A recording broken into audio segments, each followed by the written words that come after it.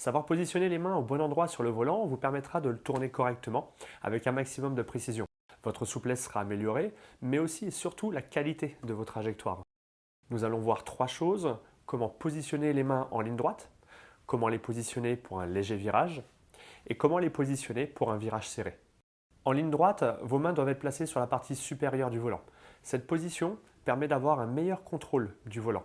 Avec ma main placée en bas, je me retrouve facilement bloqué pour tourner le volant. Ne fermez pas vos pouces, gardez-les à l'extérieur. Ça vous permettra de pouvoir le laisser revenir plus facilement. Pour prendre un léger virage à droite, il suffit de placer la main droite sur le haut du volant, puis de tirer le volant. La main gauche laisse glisser le volant entre les doigts. Pour remettre les roues droites, il suffit de laisser revenir le volant tout seul en le laissant glisser dans la main droite. En effet, mes roues se remettent droites toutes seules. Attention, j'ai bien dit laisser glisser le volant, pas le lâcher. Pour un léger virage à gauche, c'est la même chose. C'est la main gauche qui se place sur le haut du volant et qui tire. La main droite laisse glisser le volant. Pour vous souvenir de cette technique, n'oubliez pas, ma main droite tire pour un virage à droite, ma main gauche tire pour un virage à gauche. C'est simple. Pour prendre un virage plus serré, à angle droit par exemple, on commence de la même manière que je viens de vous expliquer. Pour un virage à droite, la main droite commence à tirer, puis lorsque la main droite arrive au quart de tour, la main gauche tire à son tour. Pendant ce temps, la main droite vient se replacer sur le haut du volant, et ainsi de suite. Une fois le virage pris, mes mains restent sur la partie supérieure du volant. Pour remettre les roues droites, il suffit de laisser revenir le volant en laissant glisser plus ou moins vite entre les mains. Pour un virage à gauche, c'est la même chose.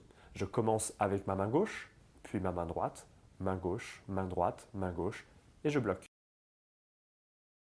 Et je laisse glisser entre les doigts pour le retour du volant. Pour cette technique, votre formateur vous parlera de chevaucher les deux mains l'une par-dessus l'autre. Attention, dans les virages, mes mains ne doivent pas rester bloquées en position croisée, sinon il est impossible de contrôler ce qu'on fait. Le fait que les roues se remettent droites toutes seules en libérant le volant ne fonctionne que si mon allure est suffisante. À allure très lente, mes roues ne se remettent pas droites toutes seules. Je dois moi-même tourner le volant, toujours en chevauchant les mains l'une par-dessus l'autre. Je vous passe maintenant un petit extrait d'1 minute pour que vous puissiez voir ce que ça donne en circulation. Je vais tourner à droite dans un virage serré, donc je chevauche mes deux mains l'une par-dessus l'autre et je bloque. Sortie de virage, je laisse glisser le volant.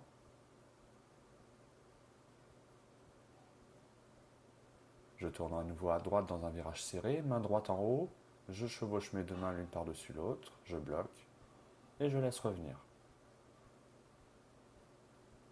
Je vais tourner à gauche, main gauche en haut, je chevauche les deux mains et je laisse revenir. Je tourne à gauche, le virage est plus léger, une seule main suffit, donc j'ai tiré avec la main gauche pour le virage à gauche. Je tourne sur la droite, dans un virage serré, donc je chevauche les deux mains l'une par-dessus l'autre et je laisse revenir.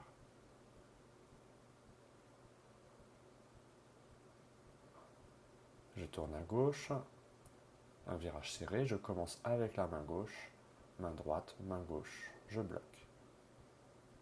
Et je laisse revenir. Faisons un récapitulatif. Pour prendre un virage à droite, je place en haut du volant quelle main? Ma main droite. Et pour tourner dans un virage plus serré, je chevauche mes deux mains. Cet exercice, vous pouvez le faire en dehors de votre auto-école avec l'aide du propriétaire d'une voiture pour vous entraîner. Il faudra par contre mettre le moteur en marche pour que la direction assistée fonctionne. Sinon, le volant sera très dur à tourner. Vous n'avez pas besoin de rouler, vous pouvez rester à l'arrêt bien sûr. Dans la vidéo suivante, nous allons approfondir nos connaissances sur le volant, améliorer notre trajectoire. Vous êtes-vous déjà demandé de combien de tours je peux tourner le volant? Ou encore de savoir si les roues arrière suivent la même trajectoire que les roues avant? Non? Alors à tout de suite.